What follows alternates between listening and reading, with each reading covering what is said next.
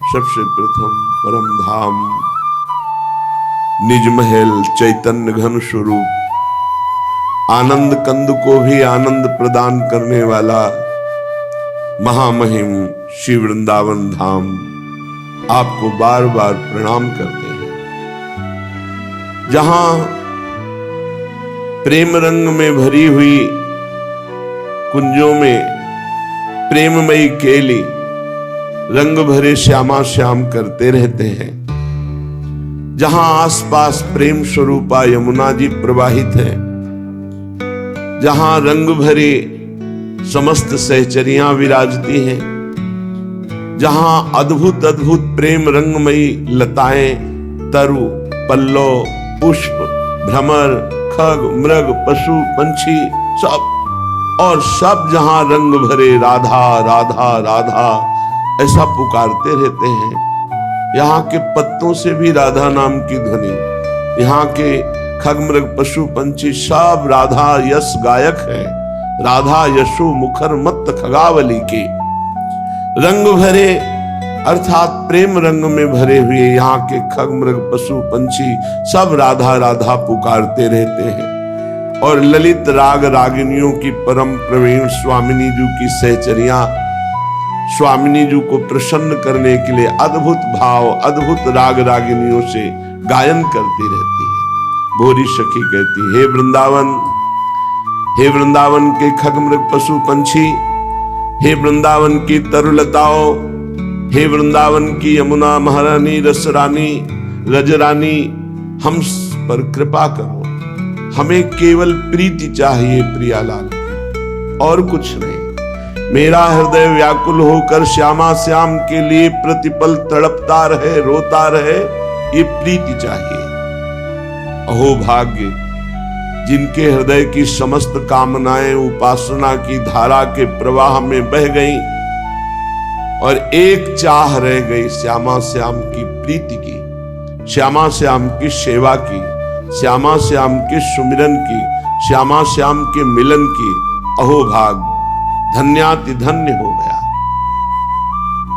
पर ये प्रीति हमारे हृदय में कैसे उत्पन्न हो, ये तो परम पवित्र रात दिन प्रियालाल के धाम में रहकर प्रियालाल की उपासना बड़ी अद्भुत रीति से कर रहे भोलानाथ जी, भोरी सखी, तो इनके हृदय में तो प्रीति है ही।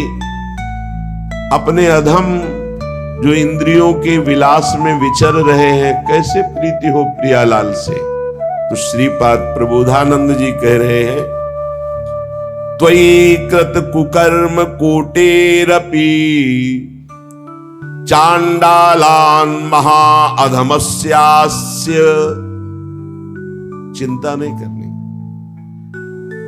कह रहे यदि तुमसे त्वयि कृत तुम्हारे जो कर्म है वो कुकर्म कोटेरपि करोड़ों प्रकार से पापमय ही है, और सबसे नीच पुरुषों द्वारा भी धिक्कार योग्य तुम्हारे कर्म हैं,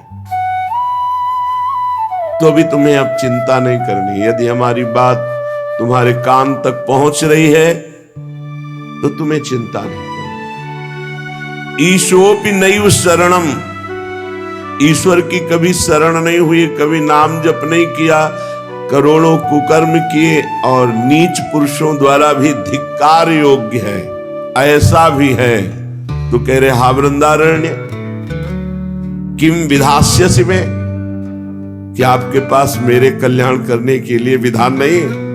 अर्थात ऐसे भी पुरुष का परम कल्याण श्री धाम वृंदावन कर देगा, विश्वास मानो। धाम में अपार सामर्थ्य है। जैसे जंग भरे लोहे में कभी ऐसी कामना ही नहीं हो सकती कि वो किसी राजा महाराजा का मुकुट बनकर लगे, लेकिन पारस के स्पर्श से वो ये सौभाग्य प्राप्त कर लेगा। ऐसे ही आलय बन बसत संग पारस के आयस कनक समान भयं, जैसे लोहा जंग भरा पारस के स्पर्श से स्वर्ण जैसा बनकर चमकने लगता है और आभूषणों के काम में। भला लोहा स्वर्ण जैसा कैसे बन सकता था?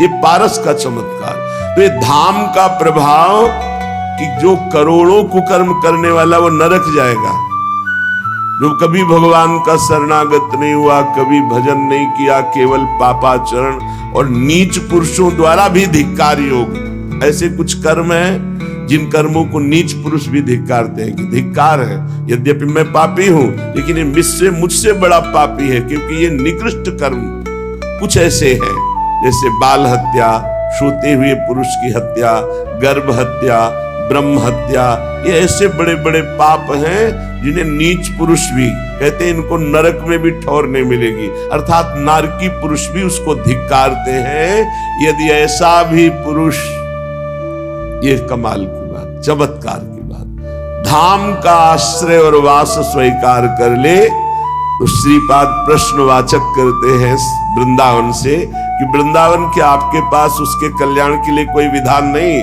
अर्थात पक्का विधान है। धाम के वास मात्र से पहाड़ के पहाड़ पाप ऐसे भस्म होते हैं, जैसे एक दिया सलाई लगा दे तो पहाड़ लगा हो रुई का तो वो भस्म हो जाता है। ऐसे धाम के वास से, धाम चिदानंद है, कोई जड़ देश नहीं है, ये चिदानंद है। जैसे प्रिया प्रीतम वैसे ही धाम, वैसे ही सहचरियां, वैसे ही लता खगमृग पशु पंछी यमुना जी सब ये चिदानंद वपु। अति दुर्लभ पद आसा वासाय साहितु दुर्घटा त्वयि में। यह सुनकर अब मेरे हृदय में दुर्लभ आशा जागृत हो गई, क्या अखंड वृंदावन वास करूंगा। जब ये महिमा सुनी कि इंद्रियां जिसकी पापाचरण रत है, मन भी पापाचरण रत है, ऐसे गंदे आचरण की नीच पुरुष भी धिक्कार दे, कभी ईश्वर की शरण में नहीं हुआ, कभी चर्चा नहीं सुनी, कभी नाम जप नहीं किया, अगर ऐसा पुरुष भी वृंदावन वास करे अखंड, तो वृंदावन धाम उसे परम पद प्रदान कर देगा, इसमें कोई संशय नहीं। तो कह रहे हैं अति दुर्लभ पद आशा। अब हमारे हृदय में एक दुर्लभ आशा जागृत हो गई है कि मैं अखंड वृंदावन वासी बनूं, पर शाही तू दुर्घटा त्वयि में, किंतु मेरे जैसे के लिए तो बड़ा दुर्लभ है वृंदावन वास, क्योंकि न इंद्रियां पवित्र है, न मन पवित्र है, न व्यवस्था है। कैसे हो? कृत सर्वेंद्री शत्रुरहा, मेरी इंद्रियां ही मेरी दुश्मन है, मेरा मन ही मेरे दुश्मन है, गलत फंसा रहे हैं, गलत आचरण करवा रहे हैं। तो वृंदारण्य किम नुमे भविता, क्या वृंदावन मेरी आशा पूर्ण नहीं करेगा?